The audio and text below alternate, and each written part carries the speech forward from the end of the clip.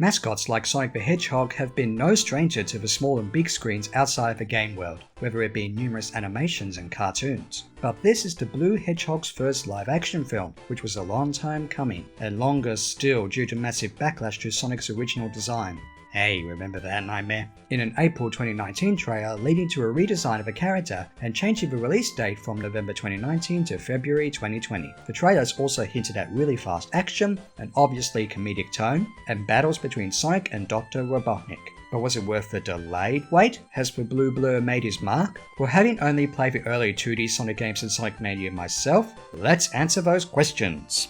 Being the world's fastest hedgehog is bound to get your attention, and it does. Sonic's powers and speed get noticed by malevolent forces in the dimension, or island, where he lives, and he escapes through a rim portal to the planet that we call Earth. He hangs around in Green Hills, Montana. No, not the zone from the game, and is mostly unnoticed and friendless. He accidentally causes a power outage and the government sends Dr. Robotnik to investigate. From that point on, it's a battle between Blue Hedgehog and high IQ robotics person with small town cop Tom Wachowski caught in the crossfire as he gradually befriends Sonic.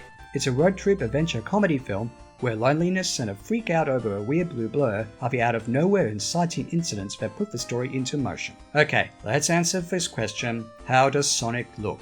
Honestly, pretty good. The redesigned scene of the later trailers was well received for a reason. He's probably best described as a crossover between the old and new designs of the games, keeping in mind the only Sonic games I have played, as mentioned at the beginning of this review. The CGI does lend to him blending with the live action surroundings nicely, but it's obviously CGI. Ben Schwartz also does a great job acting as the Blue Blur, and gets to tell a lot of jokes. This is where we come on to what was quite possibly another worrying personal concern from even the first trailer, the jokes. They generally include cultural references and mentions of pop culture, which are not always necessarily funny. There's a mostly running gag about living life to the fullest, which gets old really fast. No pun intended. The comedy overall generally revolves around Sonic trying to understand things that we humans normally take for granted, while also getting things done quickly and taunting those who are too slow. However, it's not exactly terrible, and it's mostly safe, harmless fun for the kids. They are mostly the target audience, right?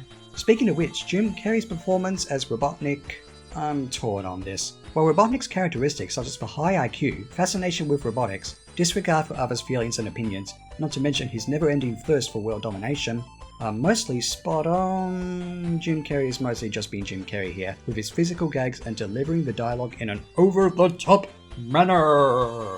It is fine for what it is, but forgetting the fat belly, maybe not exactly the Robotnik we know.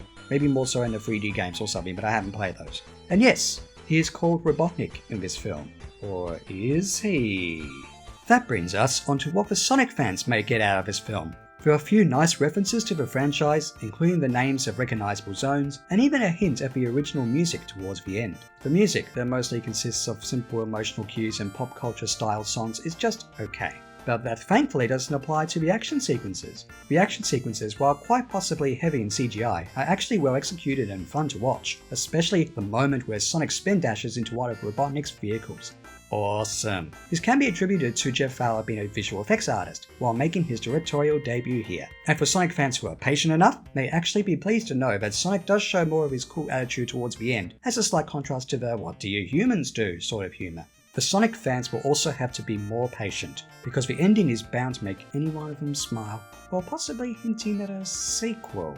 So overall, will the viewers' patience be tested in this film whether they know much about the Sonic games or not? Well, to be fair, maybe this film's plot and setting could have had any one mascot, whether from a game or something else, blend in with our surroundings and had a road trip with a small town cop. Sonic fans won't really get to see Badniks or Chaos Emeralds or anything like that. It's just a battle between Sonic and Robotnik that can be somewhat similar to the very first game, where it was just those two characters. For non-Sonic fans, well, kids will surely be entertained by the humour, and maybe some of the older viewers will too, because it is just simple and decently paced entertainment. Even the community of side characters in Green Hills are generally likeable. In conclusion, the 2020 live-action film Sonic the Hedgehog doesn't necessarily match the quality of better video game to film adaptations. It's a mostly average film with a somewhat predictable story, passable humour, fun action sequences, and references to Sega's popular franchise. There are worse films than this one you could be seeing at your local cinema, but you probably don't have to be gotta go fast to see the Blue Blur's first live-action adventure.